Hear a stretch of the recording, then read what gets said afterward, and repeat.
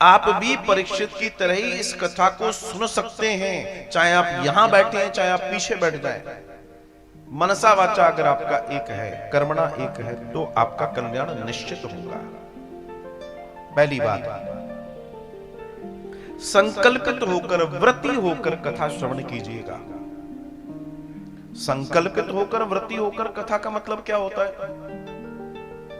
अपने जीवन में इन 7 दिनों के लिए कम से कम व्रत धारण करें। किन चीजों का? सत्य का,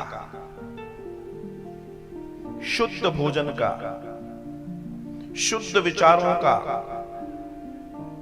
शांति का, प्रेम का, अच्छे विचारों का व्रत धारण करें।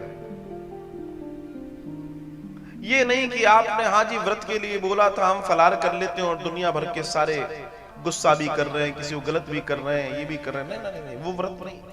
असली व्रत इन 7 दिनों में आपको क्रोध नहीं करना है, पहला व्रत, ध्यान रखिएगा। दूसरा, इन 7 दिनों में आपको सात्विक भोजन, बिल्कुल सात्विक। अगर आप वास्तव में निचोड़ चाहते हैं तो कह रहा हूं मैं आपसे, बाकी फिर आपकी अपनी इच्छा है। सात्विक भोजन। तीसरा, सात्विक विचार,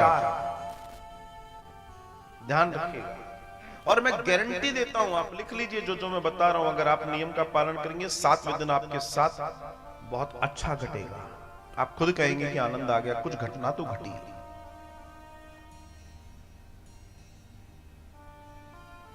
कोशिश हो सके तो ठीक, ना हो सके तो तुम्हारी इच्छा, भूमि पर शयन है,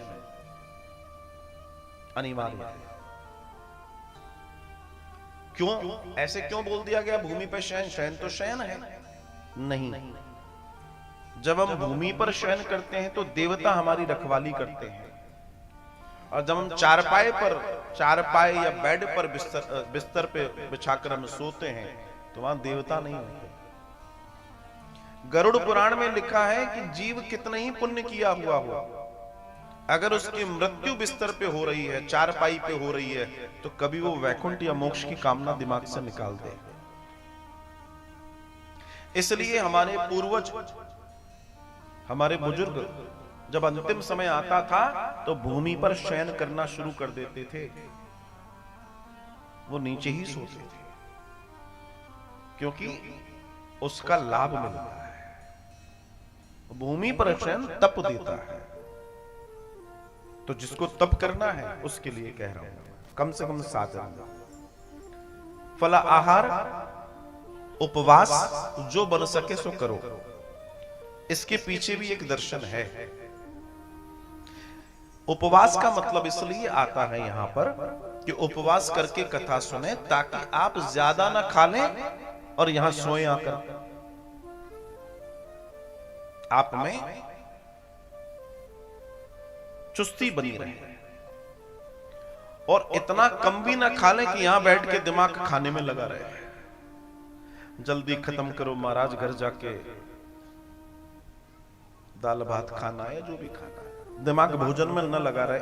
समझिए, क्योंकि हमें अपने चित्त को यहीं बिठाए रखना है। मैं इसलिए आपको बता रहा हूं, फिर आप कहोगे 7 दिन बाद बताया, पहले ही बता देते। यहां तक आए हैं तो हम लाभ न ले पाए, ऐसा कैसे संभव है? जो सेवा मिल जाए इस समय वो सेवा कीजिए।